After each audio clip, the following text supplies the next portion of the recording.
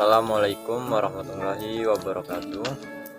Perkenalkan, nama saya Nurholis dengan NIM H1B1200029, Prodi Ilmu Politik, Fakultas Hukum, Universitas Jambi. Baiklah, di sini saya akan menjawab beberapa soal mengenai ujian akhir semester mata kuliah Pemikiran Politik Indonesia.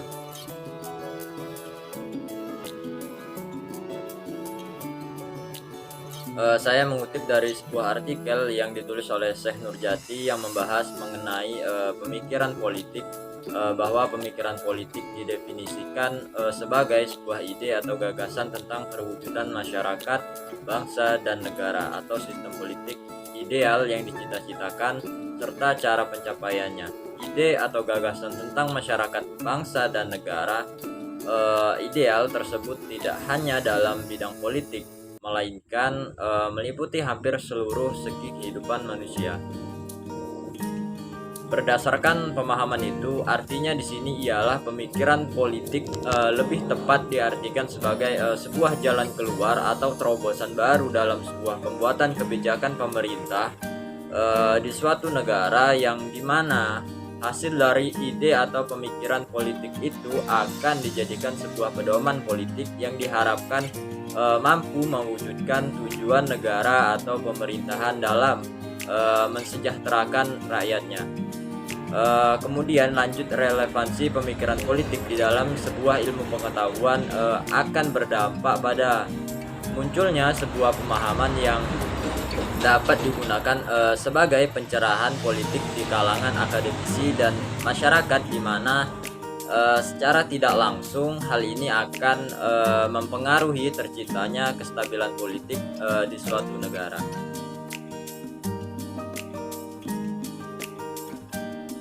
Mengutip dari sebuah artikel yang ditulis oleh Hadian Lesmana, bahwasanya munculnya pemikiran politik Indonesia ialah dilatar belakangi oleh bangkitnya nasionalisme pada tahun 1900 yang diawali dengan munculnya sekelompok mahasiswa yang membentuk perkumpulan Budi Utomo. Pemikiran mereka berkembang lebih jauh.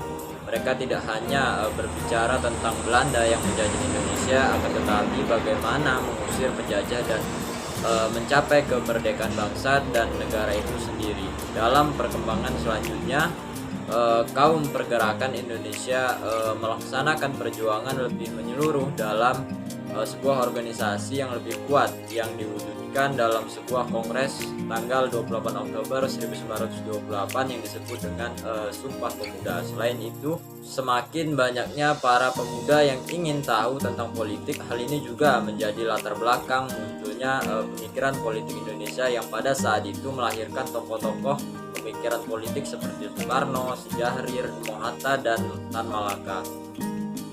Merujuk pada hubungan pemikiran politik dengan kekuasaan, pemikiran politik dan kekuasaan ialah dua unsur yang saling berkaitan. Dalam hal ini, pemikiran politik selalu memberikan ide-ide terbaik untuk proses jalannya sebuah roda kekuasaan, di mana ide-ide ini diharapkan kekuasaan mampu untuk mewujudkan kesejahteraan masyarakat dan kestabilan politik dalam sebuah sistem pemerintahan.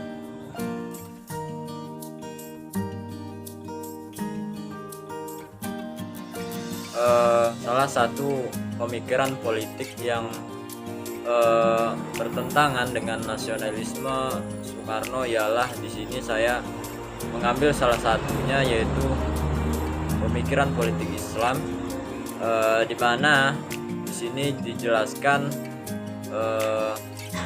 melalui sebuah kutipan yang saya kutip dari sebuah artikel yang membahas tentang pemikiran Islam Ahmad Hasan dan kebangsaan atau nasionalisme.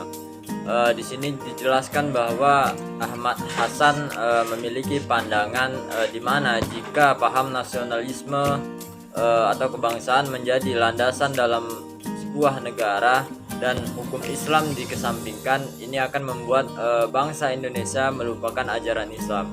Sebab segalanya adalah karena kebangsaan atau nasionalisme akan menimbulkan kesan bahwa paham ini mempunyai kekuatan yang sama dengan ajaran agama.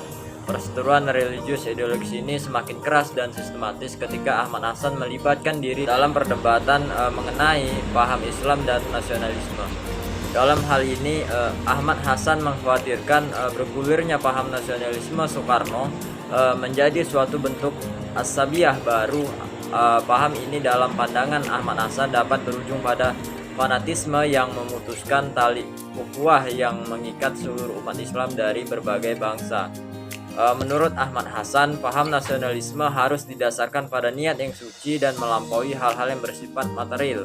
Oleh karena itu, Ahmad Hasan mengatakan bahwa perjuangan mencapai kemerdekaan Indonesia harus diarahkan sebagai bagian dari pengabdian yang lebih tinggi kepada Sang Pencipta. Kemerdekaan bukanlah tujuan akhir dari gerakan-gerakan nasionalis Islam. Di mana berdasarkan penjelasan di atas, Islamisme dan nasionalisme merupakan dua paham yang berbeda, akan tetapi di sini keduanya memiliki keterkaitan satu sama lain di dalam diri seseorang.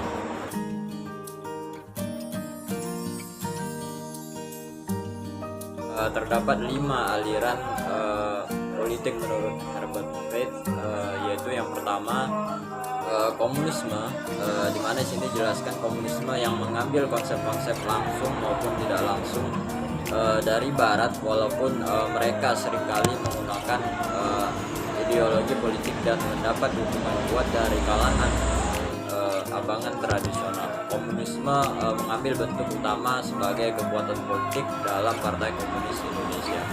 Kemudian yang kedua, sosialisme, Demokrat yang juga mengambil inspirasi dari pemikiran Barat. Aliran ini muncul dalam Partai Sosialis Indonesia.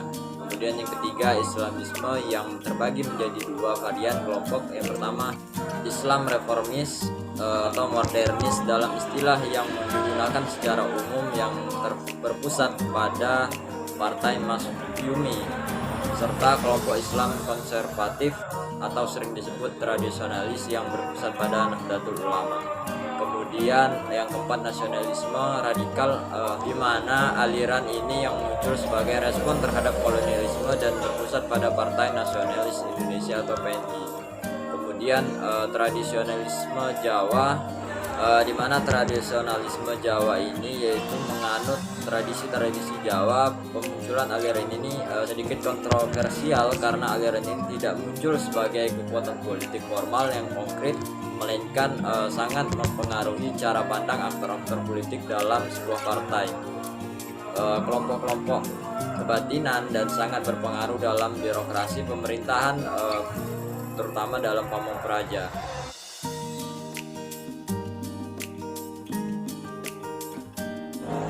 Merujuk pada sebuah jurnal penelitian politik yang berjudul Kegagalan Modernisasi Partai di Era Reformasi, ialah di mana besarnya sebuah risiko lahirnya patron klien dalam struktur partai politik semacam itu juga terjadi pada Golkar Provinsi Banten, di mana kuatnya pengaruh dinasti politik Ratu Atut pada Golkar adalah sebuah gambaran lain masuknya pola patron klien dalam struktur politik Golkar. Luasnya dinasti politik bukan saja kekuasaan di tubuh Partai Golkar, tetapi juga penguasaan pada jabatan bupati atau wakil bupati di sejumlah kabupaten. Sebuah gejala penguasaan patron klien yang masuk dalam proses pemilihan di era demokrasi sekarang ini. Gejala hampir mirip sebenarnya juga terjadi pada struktur partai di tingkat pusat. Dengan pergantian ketua partai mendorong terjadinya sebuah perubahan gerbong dan penyingkiran orang-orang tertentu. Terdapat keluarga dalam struktur politik juga melanda partai-partai lain seperti PDIP yang dikuasai oleh Putra Soekarno di bawah kekuasaan Megawati Soekarno Putri. Berdasarkan penjelasan tersebut, hal ini menunjukkan bahwa kegagalan reformasi dalam mewujudkan sistem pemerintahan Indonesia yang terbebas dari kolusi, korupsi, dan nepotisme atau KKN yang sangat terkenal pada masa Orde Baru sepertinya tidak berjalan dengan baik. Hal ini dapat kita lihat di mana semakin banyaknya dinasti politik yang terjadi pada buah partai politik menunjukkan bahwa rekrutmen yang ada dalam partai politik di era reformasi tidak berjalan dengan baik. Hal itu secara tidak langsung menunjukkan bahwa demokrasi yang terjadi di era reformasi tidak berjalan dengan dengan stabil. Selain itu, sistem reformasi menurut saya yang cenderung menghidupkan kembali tradisi Orde Lama, yakni di mana pada era reformasi sistem multipartai atau banyak partai kembali dijadikan sebagai tumpuan kembali hidupnya sebuah demokrasi di Indonesia pasca Orde Baru yang terbilang otoriter. Kemudian mencermati penjelasan di atas, saya menarik kesimpulan bahwa reformasi sekarang ini memasukkan kedua tradisi masa pemerintahan Orde Baru dan Orde Lama. Hal ini dapat kita lihat dari sistem multipartai yang dianut, kemudian banyaknya terjadi klientelisme yang berujung pada dinasti politik yang terjadi pada era reformasi, mengingatkan kita pada era Orde Baru yang sangat dipenuhi dengan isu-isu KKN. Sekian jawaban dari saya. Apabila ada kurangnya, saya mohon maaf. Saya akhiri. Wassalamualaikum warahmatullahi wabarakatuh.